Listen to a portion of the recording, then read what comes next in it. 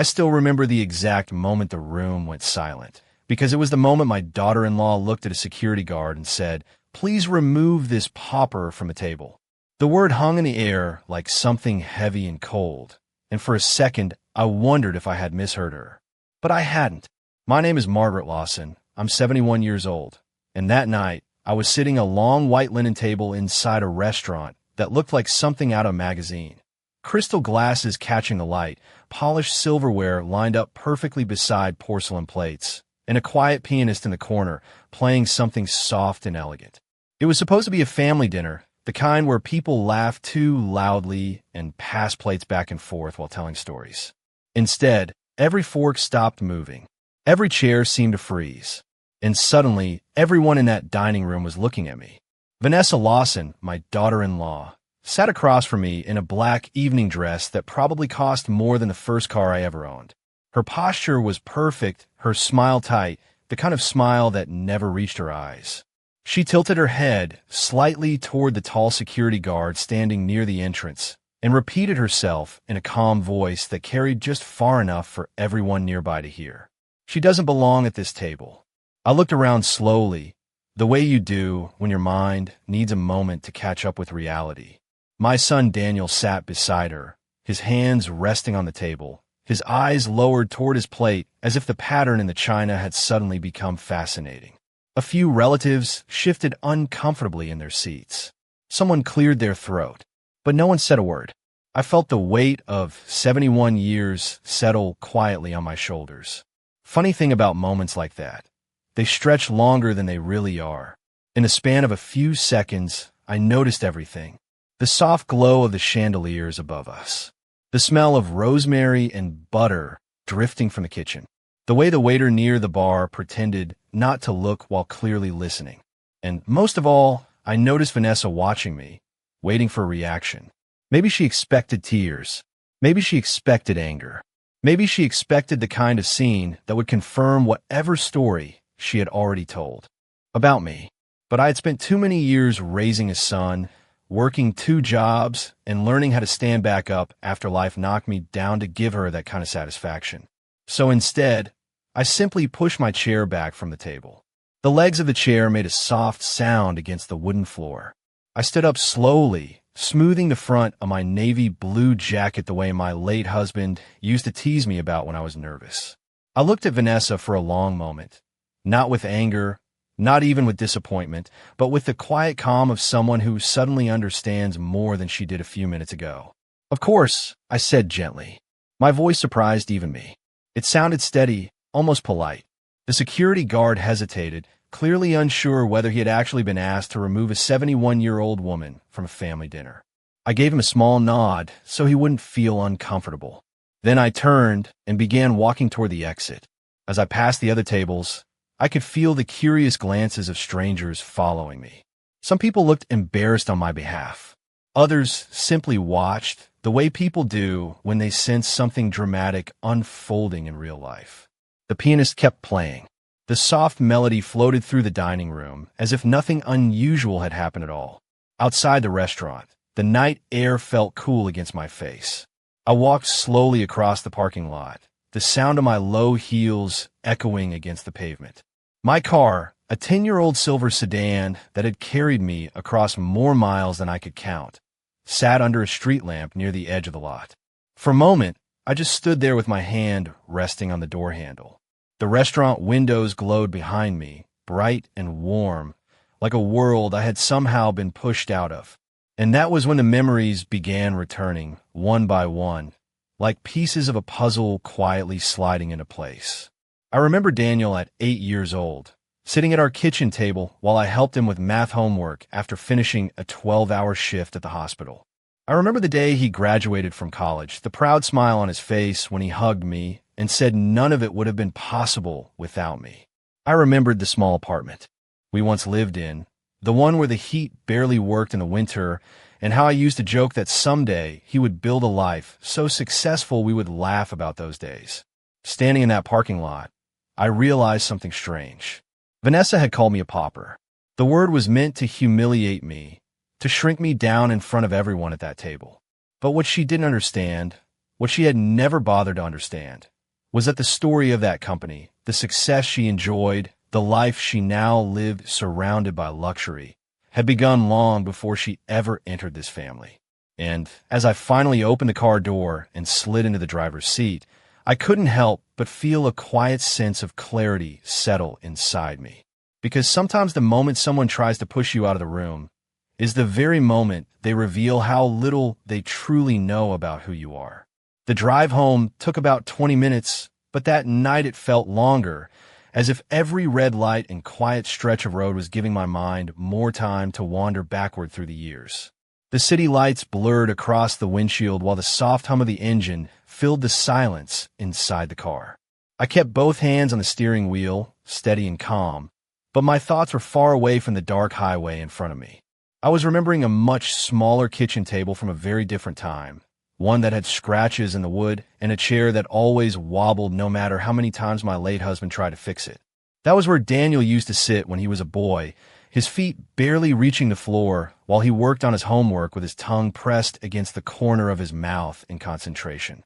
I used to stand at the stove cooking whatever simple meal I could stretch from a tight grocery budget, listening to him explain his dreams about building things and creating companies and making the world better in ways only a child can imagine. Back then our house was small, just a modest place on Maple Street with a narrow front porch and a yard that always needed mowing.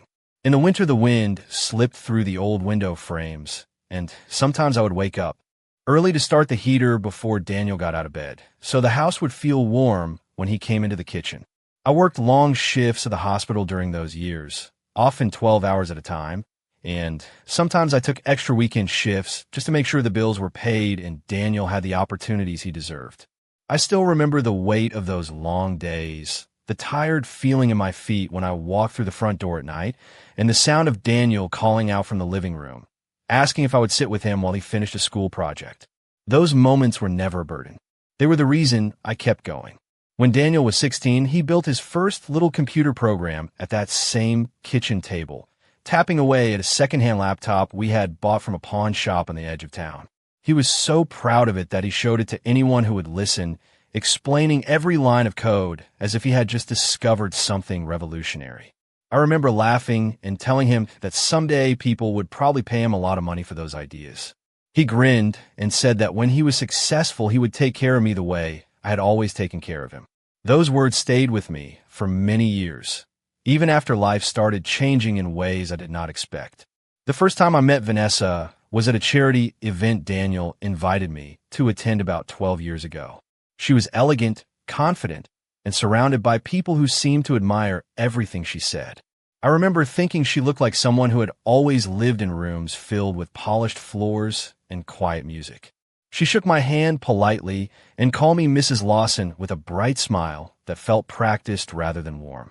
At the time, I told myself that perhaps she was simply nervous meeting the mother of the man she was dating. After all, first impressions can be misleading. But over the years, I noticed small things changing. Daniel called a little less often. Family dinners became less frequent. Holidays that once meant gathering around the old dining room table slowly turned into events hosted somewhere else, somewhere grander, somewhere that required reservations and formal clothes. Vanessa always seemed to be the one organizing those plans, choosing restaurants I had never heard of and venues that felt far removed from the simple family traditions we used to enjoy. I never complained. I believed families grow and change, and I trusted that Daniel still carried the same heart he had as a boy sitting at that scratch kitchen table. The car slowed as I reached a familiar intersection near my neighborhood. A yellow traffic light flickered overhead, and I gently pressed the brake pedal while watching the quiet houses lining the street.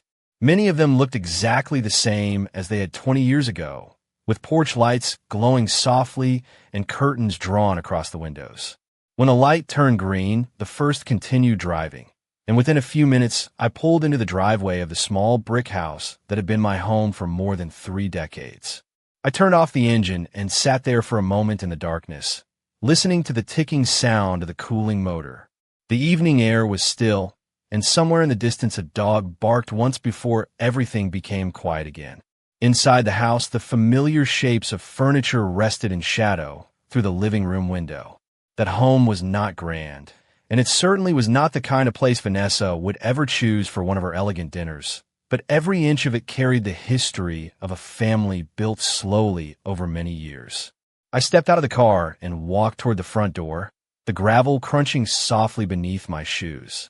As I unlocked the door and stepped inside, the smell of lemon cleaner and old books greeted me like an old friend. I set my keys down on the small wooden table near the entrance and glanced toward the framed photographs on the wall. There was Daniel at 8 years old holding a science fair ribbon, Daniel in his graduation cap smiling beside me, and another picture taken today. He signed the papers for his company many years later. Looking at those photographs now, I felt something shift quietly inside my chest. Vanessa had spoken one word tonight, a word meant to shrink me down and push me aside. But standing there in the quiet hallway of the house that had witnessed every chapter of my life, I realized something she clearly did not understand. Some people measure wealth by the size of a bank account or the shine of a dining room chandelier. Others measure it by the years they have invested building something that lasts far longer than a single evening at a fancy table. I did not sleep very much that night. The house was quiet the way it always was after midnight, the kind of quiet that lets every thought echo a little louder than usual. I made a cup of chamomile tea the way I had done for years, pouring the hot water slowly and watching the steam rise in soft curls above the mug. The kitchen clock ticked steadily on the wall, and the refrigerator hummed in the background. These small sounds were familiar companions in a home that had grown quieter over the years. I sat down at the same wooden kitchen table where Daniel used to spread his homework across the surface when he was young. The table had been sanded and polished more than once, but the faint scratches were still there if you looked closely enough. I ran my fingertips lightly across the wood, remembering the nights when that table had been covered with textbooks, science projects, and sometimes half-finished model airplanes Daniel insisted on building. In those days, the future had always felt open and hopeful, like a long road with endless possibilities. I took a slow sip of tea and let my thoughts drift back through the past decade, searching for the moments when things had started to change. At first, the changes had been so small, they were easy to ignore. Daniel would cancel a Sunday dinner because he had an important meeting the next morning. Then it became a holiday visit that had to be shortened because Vanessa had planned something else for the evening. After that came the invitations to events that felt more like obligations than family gatherings. Dinners held in elegant restaurants where the menus had words I could barely pronounce, and the prices made me quietly fold the menu closed and order the simplest thing available. Vanessa always seemed perfectly comfortable in those places, greeting people by name and discussing business ideas with the confidence of someone who believed she belonged in every room she entered. Daniel stood beside her during those conversations, nodding and smiling in a way that made me wonder when. My son had become so comfortable speaking a language of boardrooms and investors. I never blamed him for building a successful life. In fact, I had always hoped he would find opportunities far beyond anything I had experienced. But sometimes I noticed the way Vanessa looked at me during those dinners, the quick glance toward my shoes or the pause when I asked a simple question about one of their business projects. She never said anything openly unkind during those early years. Her words were always polite, always perfectly measured. Yet there was a distance in her voice that felt colder than silence. I remember one Thanksgiving about 6 years ago when I offered to bring my homemade apple pie to their house. Daniel hesitated before answering, and Vanessa gently explained that the catering company they hired had already prepared a dessert menu that matched the theme of the evening. She said it kindly enough, but I could hear the message hidden beneath the politeness. My pie did not belong at their table anymore. Moments like that continued appearing over time, small and quiet like pebbles dropping into a lake. One Christmas, the dinner invitation arrived only 2 days before the holiday, and by then I had already made other plans with neighbors. Another year, they hosted a celebration at a downtown hotel ballroom that required formal attire. I remember standing in front of my closet wondering whether the one black dress I owned was elegant enough for the occasion. Daniel assured me it would be fine, but Vanessa barely looked up from her phone when I arrived that night. Sitting alone in my kitchen now, I realized that each of those moments had been a sign pointing towards something I had been unwilling to see. Families do not always fall apart in dramatic arguments or sudden decisions. Sometimes the distance grows slowly, quietly, almost politely, until one day you find yourself sitting across from strangers who share your last name. I finished my tea and carried the mug to the sink, rinsing it carefully before setting it on the drying rack. The kitchen window looked out over the small backyard where Daniel used to play catch with his father on summer evenings. The grass was slightly overgrown now, and the old wooden fence leaned a little more to one side than it used to. Yet the space still held. The echoes of laughter and the sound of a baseball glove snapping shut. Vanessa had called me a word meant to make me feel small, but standing there in the soft glow of the kitchen light, I understood something important. She believed she had defined my place in the world with that single word. What she did not realize was that my story had begun long before she ever stepped into it, and the foundation of that story was stronger than any opinion she carried across a dinner table. I woke up the next morning earlier than usual, long before the sun had fully risen above the rooftops in my neighborhood. The sky outside my bedroom window carried that pale gray color that appears just before dawn, when the world is quiet and most people are still asleep. For a moment, I simply lay there listening to the soft hum of the ceiling fan and the distant sound of a delivery truck moving somewhere down the street. Normally mornings were my favorite time of day, but that morning felt different, as if the events of the night before had settled into the house with me. I got out of bed slowly and walked down the hallway toward the kitchen, passing the same framed photographs I had looked at the night before. In the dim morning light, the images seemed almost alive, each one holding a moment from a different chapter of our family's history. Daniel smiling in his graduation robe. My husband Robert standing beside our old pickup truck with his arm around my shoulders. Another photograph from the early days of Daniel's company, taken in a small office with folding chairs and a whiteboard covered in handwritten notes. Back then, the business had barely existed beyond a simple idea and a borrowed desk in a shared workspace downtown. I remember those days clearly because I had been there from the very beginning.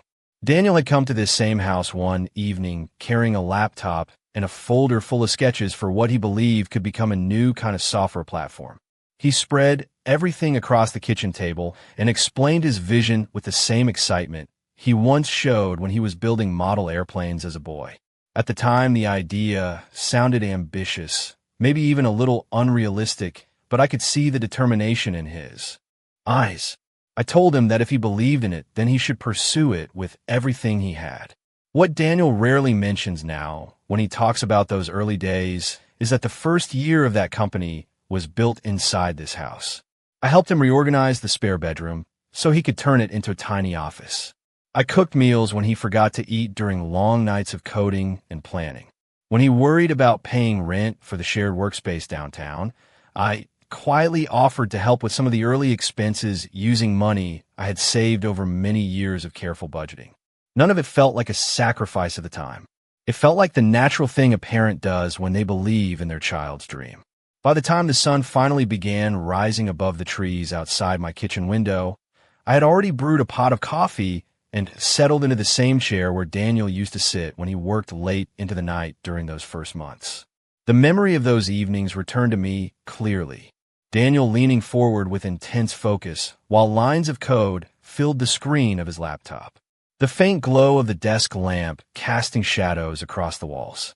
Sometimes he would pause and ask for my opinion about a feature he was building, even though I barely understood the technical details.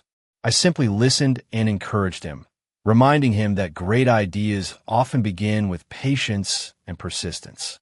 Eventually, the company started growing. A small group of investors showed interest. Daniel moved the team into a larger office space downtown.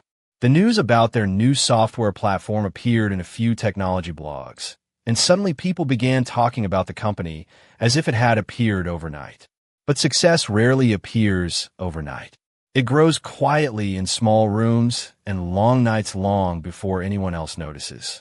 Vanessa entered Daniel's life around the same time that his business began attracting attention. She came from a family that already understood the world of corporate meetings and investor dinners. She seemed comfortable navigating those circles in ways Daniel had never experienced before. At first, I believed that influence might even help him. She introduced him to new contacts, organized events, and helped shape the polished public image that eventually surrounded his company. Yet, as the business expanded and Daniel's schedule filled with conferences and meetings, I noticed that our conversations slowly changed. He spoke more about market strategies and investor expectations, and less about the excitement he once felt while building something from scratch. I stood by the kitchen window with my coffee and watched the sunlight spread across the backyard grass. The old fence cast long shadows across the lawn, and a pair of birds landed briefly on the edge of the bird bath near the porch.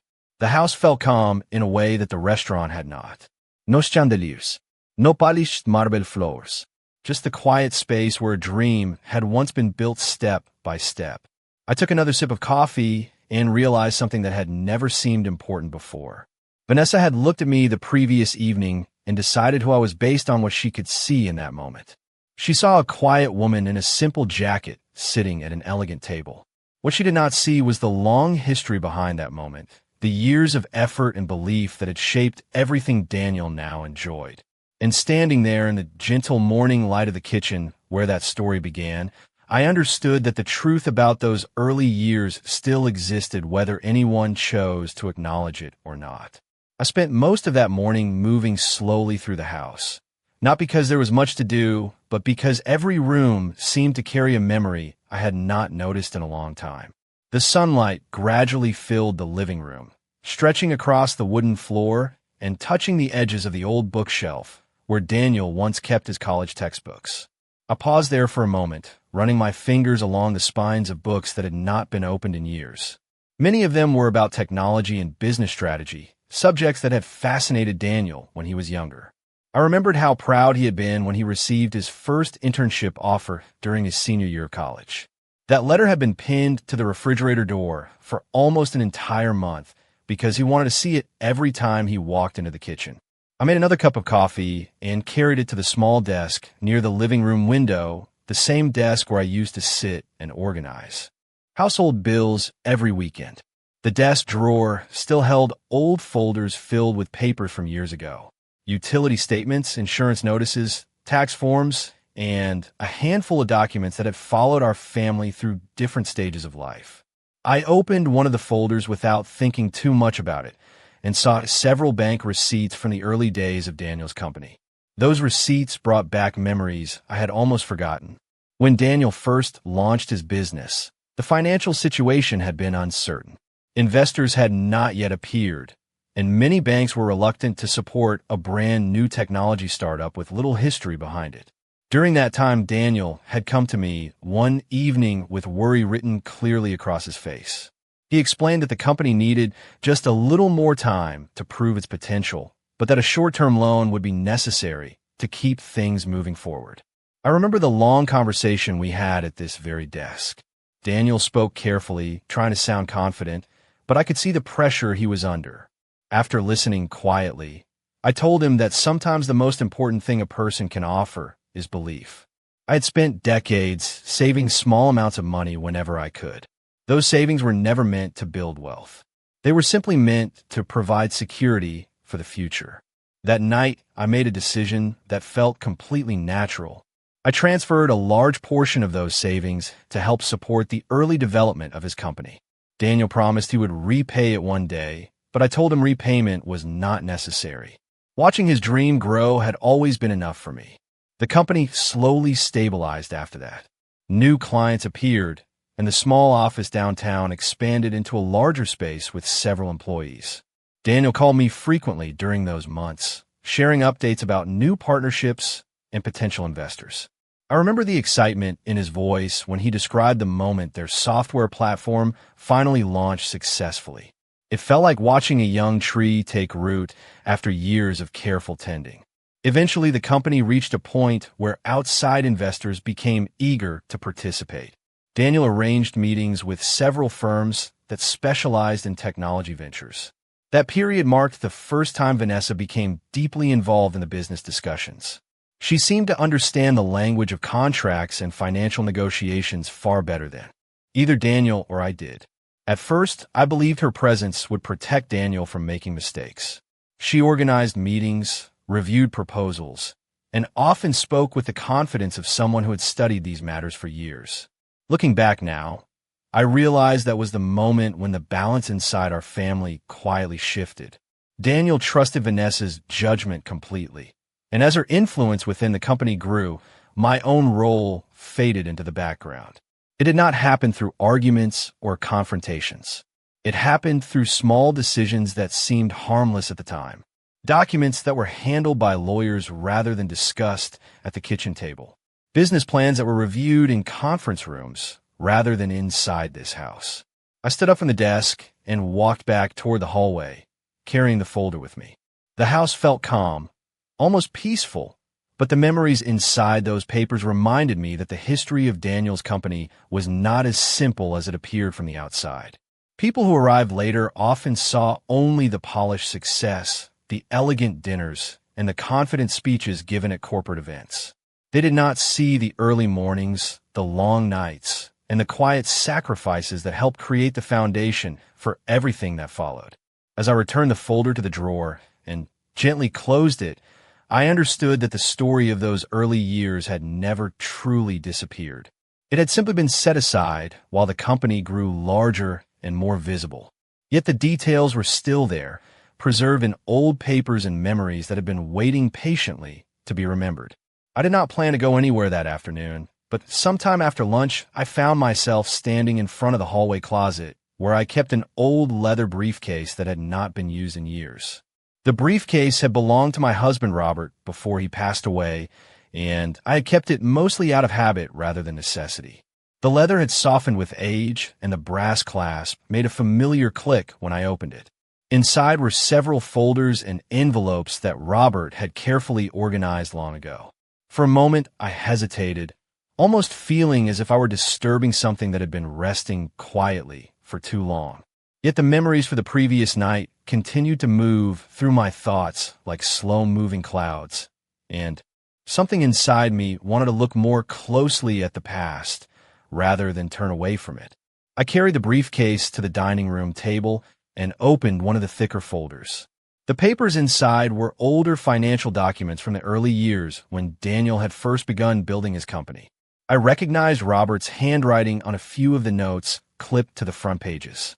Robert had always believed in keeping careful records of important decisions, and I remembered how he used to sit at this very table reviewing documents while explaining to Daniel why certain agreements needed to be structured in particular ways. Back then, the business had been small enough that family conversations and financial discussions sometimes happened in the same room. I flipped through several pages slowly, reading the dates and signatures that marked different moments in the company's early development. Many of the documents described simple arrangements designed to protect the business during its fragile beginning. One paper in particular caught my attention because Robert's handwriting was written clearly across the margin. It was a shareholder agreement created during the first round of outside investment. The document explained how early contributors to the company would maintain certain rights, even as the business expanded and additional investors joined later. I leaned back in my chair and reread the section more carefully, tracing the lines with my finger. Robert had insisted that Daniel keep a small portion of the company reserved for those who helped build the foundation during its earliest days. I remembered that conversation clearly now. Robert believed strongly that loyalty should be recognized in practical ways, not just through kind words.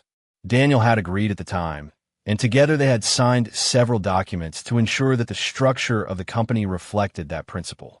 I turned another page and saw a familiar signature near the bottom of the document. My own name appeared there beside Daniel's and Robert's, written in careful ink on a line labeled Early Equity Partner. The sight of that signature brought back a vivid memory of the afternoon when those papers had first been signed. Daniel had been nervous about the legal language and asked Robert to explain every paragraph so he could understand exactly what it meant. Robert had laughed gently and told him that good agreements were meant to protect everyone involved, especially when success arrived. Later, at the time, none of us knew how quickly the company would grow. We only knew that Daniel believed deeply in what he was building. I sat quietly for a long moment with that document resting in front of me. The house was silent except for the distant sound of a lawnmower somewhere down the street. Outside the window, the sunlight had shifted toward the west, casting warm light across the table. I realized that while the company had grown far beyond those early days, the agreements created during that fragile beginning had never disappeared. They had simply been filed away, waiting patiently among other papers that few people remembered anymore. Vanessa had arrived years after those documents were written. By the time she entered Daniel's life, the company already had investors, offices, and a polished reputation within the technology community. From her perspective, the business probably appeared to be the result of careful planning and professional management. She could not see the handwritten notes in Robert's briefcase or the nights when Daniel sat at this very table worrying about whether his idea would survive another month. I carefully returned the document to the folder, but did not close the briefcase right away. Instead, I looked around the dining room and noticed how ordinary everything seemed. The wooden table, the quiet sunlight, the framed family photographs on the wall.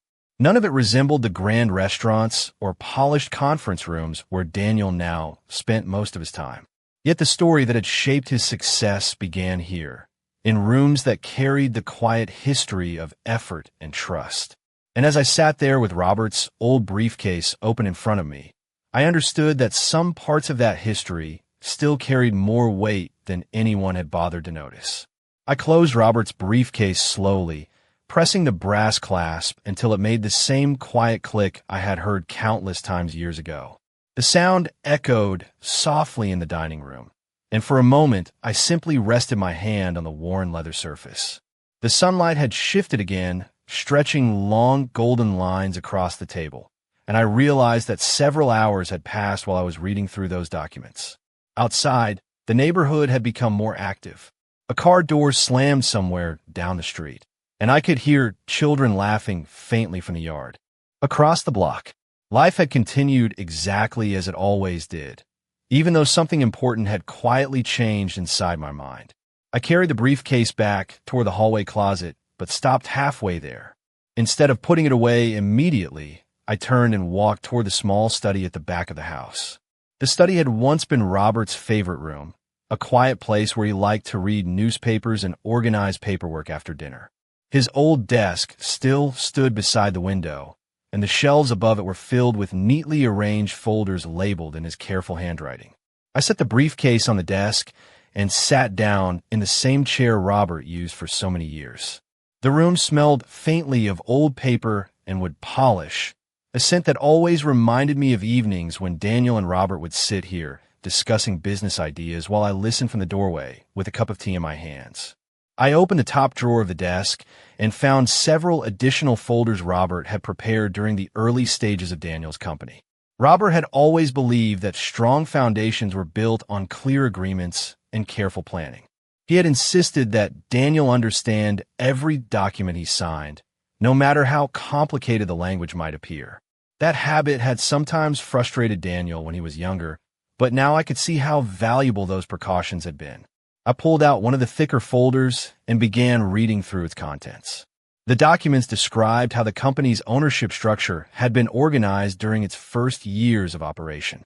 Several early investors had been granted limited shares in exchange for financial support.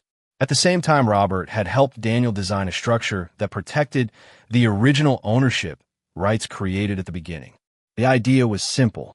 Anyone who helped build the company before it became successful would always retain a defined portion of its value, no matter how many new investors joined later. It was a principle Robert believed strongly in. Loyalty deserved recognition. I leaned back in the chair and looked around the study again. The desk lamp cast a warm circle of light across the documents in front of me, and dust particles drifted slowly through the air near the window. Robert used to say that the most important agreements in life were often the quiet, ones people made long before success arrived. Those agreements did not attract attention when they were written, but they carried weight that could shape the future years later. I continued reading until I reached the final page of the folder. There, printed clearly beneath several lines of legal text, was the confirmation of the early equity structure Robert had insisted upon. My name appeared again in the document, listed among the individuals who held founding interest in the company. The percentage was not enormous, but it was meaningful. Robert had insisted that my support during those early years deserved recognition alongside Daniel's work. At the time, I had laughed and told him the paperwork was unnecessary, but Robert had simply smiled and said that clear records prevented confusion in the future. I sat quietly for a long moment with the page resting beneath my fingertips. Vanessa had entered Daniel's life long after these agreements were written. By the time she became involved with the company, the structure was already established and the original documents had been stored safely inside this house. Perhaps she believed the past no longer mattered. Perhaps she believed that influence and confidence could redefine the story of how the company had been built.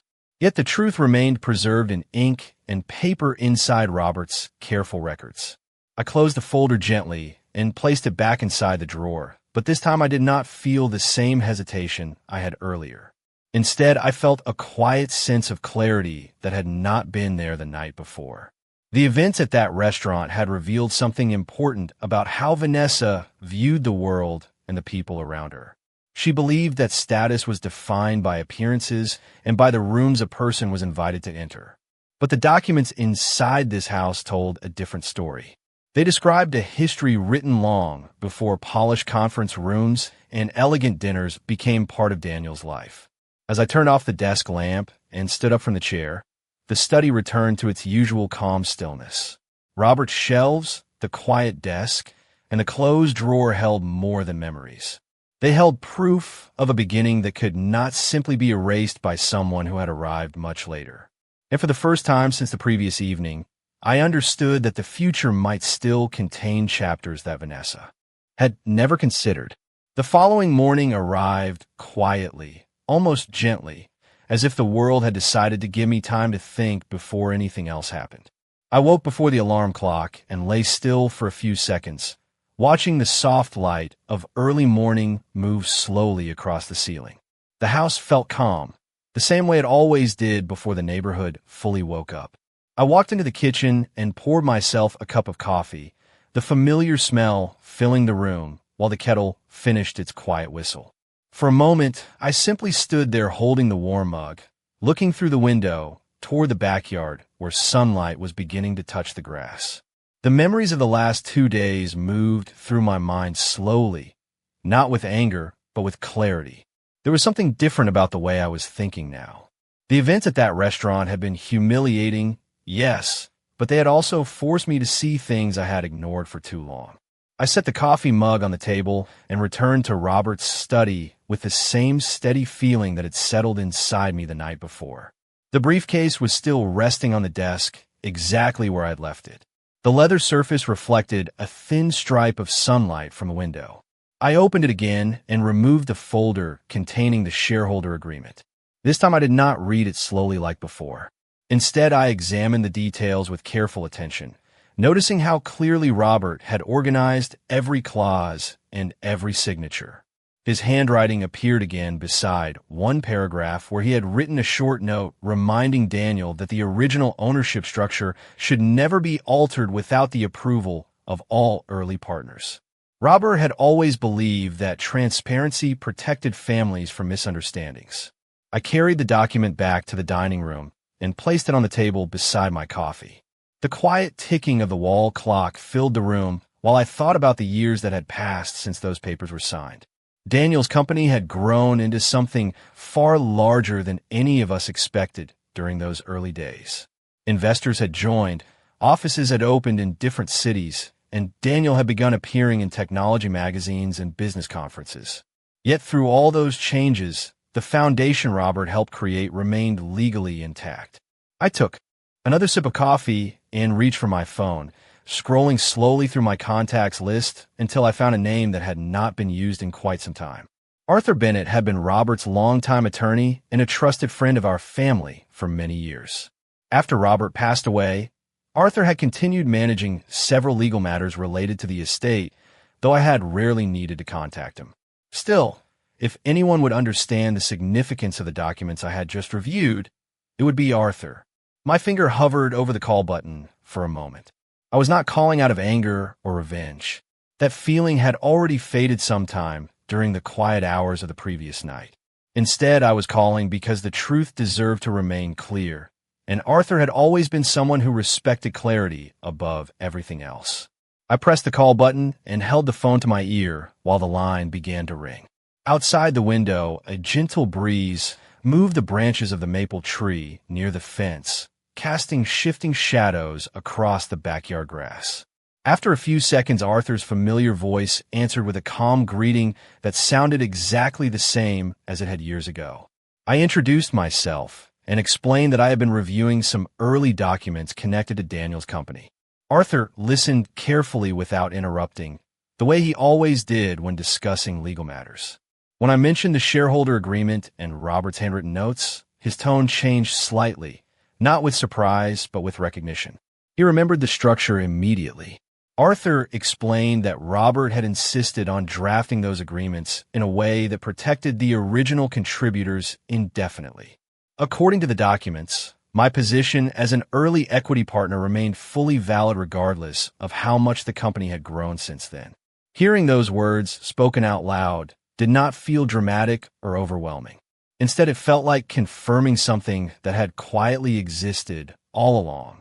Arthur suggested that we meet in his office later in the week so he could review the documents in person and ensure everything was properly recorded within the company's current structure. I thanked him and ended the call, placing the phone gently back on the table. The house returned to its usual quiet rhythm. The sunlight had brightened now, filling the dining room with warm light that reflected across the polished surface of the table. I looked down at the papers resting beside my coffee mug and felt a calm certainty settle into place. The story of Daniel's company had never belonged to one person alone, and it certainly had not begun in the elegant conference rooms where Vanessa now spent her days. It had begun in this house, in simple rooms filled with determination, trust, and a family that once believed in building something meaningful together. And as I folded the documents carefully back into Robert's briefcase, I understood that the next chapter of that story was finally beginning to reveal itself. I met Arthur Bennett 3 days later on a quiet Wednesday afternoon. His office was located on the third floor of a modest brick building downtown, the kind of place that had been there for decades without changing much. The elevator moved slowly, and when the doors opened, the hallway smelled faintly of old carpet and polished wood. Arthur's name was still printed in gold letters on the frosted glass door, exactly the way it had been when Robert first introduced us years ago. I paused for a moment before stepping inside, adjusting the strap of my handbag as if preparing for something important, although I already felt calm in a way I had not expected. Arthur greeted me with the same steady warmth I remembered from countless family meetings long ago.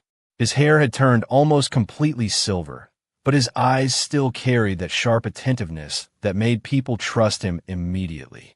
He motioned for me to sit across from his desk while he carefully examined the documents I had brought.